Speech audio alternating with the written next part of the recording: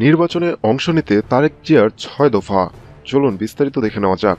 BNP আগামী জাতীয় সংসদ নির্বাচনে শরিকদের জন্য ৫০ আসন ছেড়ে দেবে। নির্বাচনে বিএনপি ২০ দলীয় জোট এবং জাতীয় ঐক্যফ্রন্ট উভয়কে একসঙ্গে নিয়েই নির্বাচন করবে। ২০ দলীয় জোটকে ৩০টি এবং জাতীয় ঐক্যফ্রন্টকে ২০টি আসন দেওয়ার সিদ্ধান্ত চূড়ান্ত করেছে বিএনপি।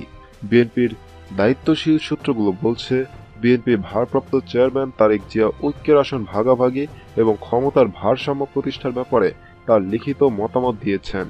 আজ ২০ দলের বৈঠকে এই প্রস্তাব নিয়ে সমালোচনা হবে। তারেক জিয়া নির্বাচন এবং নির্বাচন পরবর্তী সরকার গঠন নিয়ে যে প্রস্তাবনা পাঠিয়েছেন তার মূল বিষয়বস্তু এরকম: ১. বিএনপি ২০ দল এবং জাতীয় ঐক্যফ্রন্টকে একসঙ্গে নিয়ে নির্বাচন করবে। ২০ দলের শরিকরা পাবেন ৩০টি আসন, তবে তাদের সবাইকে ধানের শীষ প্রতীক নিয়ে নির্বাচন করতে হবে।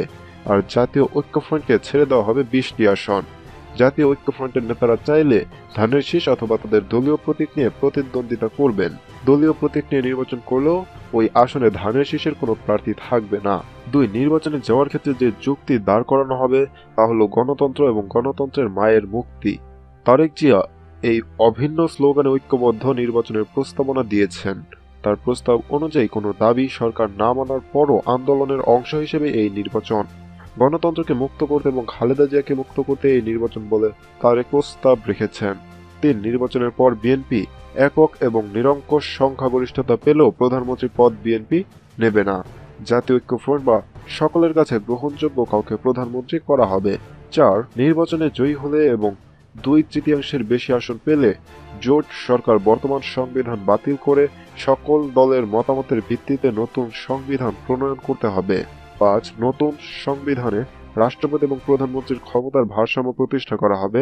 ৬. বিএনপি এবং জোট ক্ষমতায় গেলে কোনো প্রতিহিংসার নীতি ও কর্মসূচি গ্রহণ করা হবে না। এই ৬ দফার ভিত্তিতে নির্বাচনে যাওয়ার প্রস্তাব দিয়েছেন তারেক জিয়া। একাধিক সূত্র নিশ্চিত করেছে, তারেক জিয়ার এই প্রস্তাবের ব্যাপারে জাতীয় ঐক্যফ্রন্ট রাজি হয়েছে। ২০ দলের বৈঠকে এই প্রস্তাব নিয়ে আলোচনা করা হবে। হ্যাঁ ভিউয়ার্স, এই ভিডিও সম্পর্কে আপনার মূল্যবান মতামত ভিডিওর কমেন্ট বক্সে লিখে জানান। ভিডিও ভালো লাগলে অবশ্যই লাইক, কমেন্ট এবং শেয়ার করুন। আমাদের চ্যানেলটি এখনো সাবস্ক্রাইব করে না থাকলে এখনই সাবস্ক্রাইব করে নিন। আমাদের সাথে থাকার জন্য এবং ভিডিওটি দেখার জন্য আপনাকে অসংখ্য ধন্যবাদ।